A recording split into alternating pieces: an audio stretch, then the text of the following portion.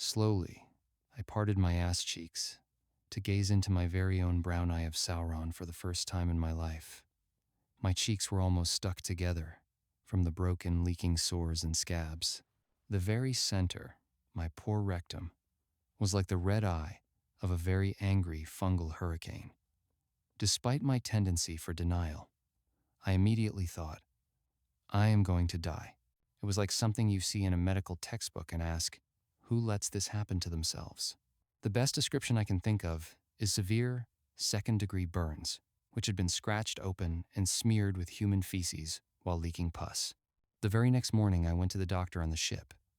I did not mention the whole napkin plug system, which I was very much afraid had contributed to my current issue.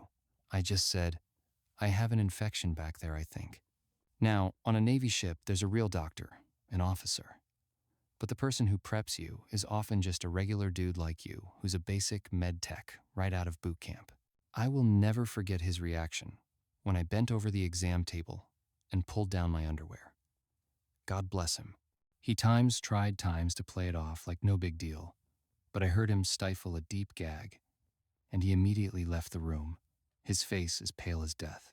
The doctor, a seasoned Navy veteran, finally came in to me on full display, and even he was like, oh, oh boy, oh boy, as he gazed upon the magnificence of my rotting, corpse-like rectal zone. He gave me a tub of antifungal ointment and told me, keep the area very clean, which I immediately started doing. And since the ointment had to be placed directly on the whole zone, I got very used to touching my most secret area. And soon, I was just like all of you, a normal, ass-washing, ass-touching, non-infected man.